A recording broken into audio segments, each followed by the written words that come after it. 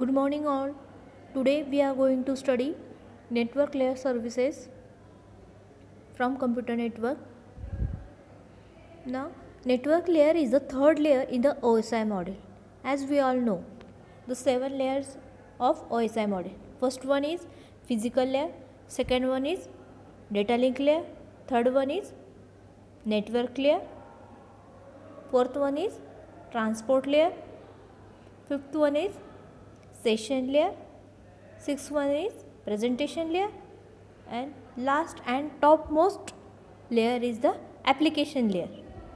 Here network layer is third layer in the OSI model of computer network. Its main function is to transfer network packet from the source to the destination. It is involved both at the source host and the destination host. At the source side, it accepts a packet from the transport layer. It encapsulates it in a datagram and then deliver the packet to the data link layer so that it can further be sent to the destination side. The datagram is decapsulated, the packet is extracted and delivered to the corresponding transport layer. As we all know, the main function of network layer is to transfer packet from one node to the another node, from source to the destination node. Let us see some of the main features of network layer. The main responsibility of network layer is to carry the data packet from the source to the destination without changing or using it. Like I said, the main function or main feature of network layer is to transfer or send data packet from one node to the second node or source host to the destination host. If the packet are too large for delivery, they are fragmented. That is, it broken down into smaller packets. That smaller packet is known as chunk. It decides the route to be taken by the packet to travel from the source to the destination among the multiple routes available in a network, and it is also called as routing. What I said, if the packet are too long or too large for delivery or it take large time to transfer, then they are fragmented. That is, it broken down into smaller packets. Then it decide the route to be taken by the packet to travel from the source to the destination among the multiple route available in a network, and this process is known as routing. The source and destination address are added to the data packet inside the network layer. What information the data packet contains? Main message plus address of source and address of destination. In simple word, packet contains source address, that is machine its own address, plus destination address. That is, the source and destination address are added to the data packet inside the network layer. Next, routing and forwarding. Routing and forwarding, these two other services, there are a number of routes. The network layer specifies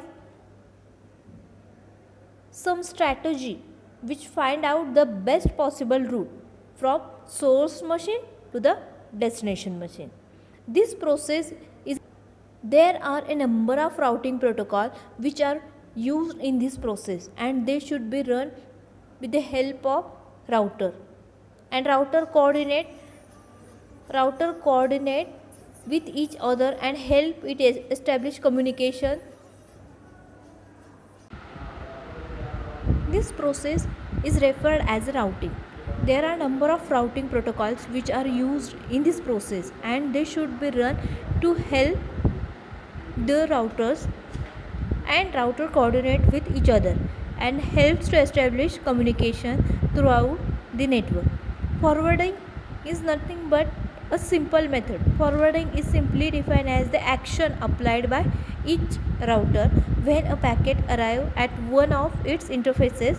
When a router receives, it needs to forward the packet to another attached network. That is called unicast routing, or to some attached network in case of multicast routing. Forwarding means just receive packet and forward the same packet to the next router. Receiving and forwarding, that is called as forwarding method in unicast routing. Take packet from and it is forwarded to the next router, and this process or mechanism is known as forwarding of packet. Next, here is the flow control. Flow control regulates the amount of data a source can send without overloading the receiver. Flow control means it regulates the flow of data. Simple words. It regulates the amount of data a source without overloading the receiver. If the source produces a data packet at a very faster rate than the can consume it, the receiver will be overloaded with data. If the source produces data very fast rate, for example 100 packet per second, and receiver receive it at the rate of 50 packet per second, then there will be packet loss, that is overloaded, transmission overloaded, or next result is packet loss. It is nothing but a data loss. Data, the receiver should send a feedback to the sender to inform the latter that it is overloaded with data. There is a lack of flow control in the design of the network layer. It does not directly provide any flow control. The datagrams are sent by the sender when they are ready, without any attention to the readiness of the receiver. Flow control is nothing but to control or to regulate the data flow, that is known as flow control. To control the flow of data, the receiver should send a feedback to the sender to inform the latter that it is overloaded with data. Please do not send again. There is a lack of flow control in the design of the network layer. It does not directly provide any flow control. The datagrams are sent by the sender when they are ready, without any attention to the readiness of the receiver. Now, next one is error control. Error control, although it can be implemented in the network layer, but it is usually not preferred because the data packet in a network layer may be fragmented at each router, which makes error checking inefficient in the network layer. Let's see some advantages of network layer services. Packetization service in network layer provides an ease of transportation of the data packet. Packetization also eliminates single point of failure in data communication system.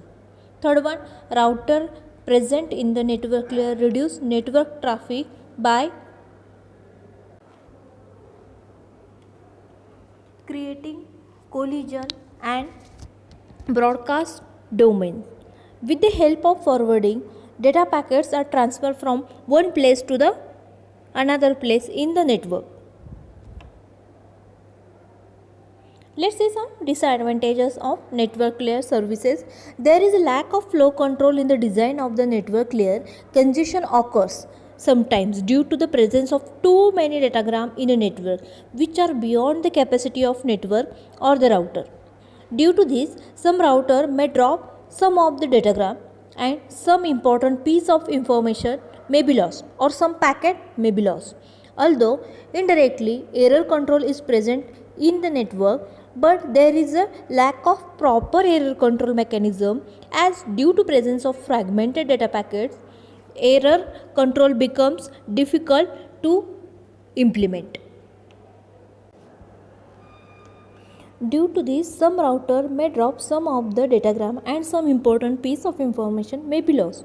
Although indirectly error control is present in a network layer, but there is a lack of proper error control mechanism as due to presence of fragmented data packets. Error control becomes difficult to implement.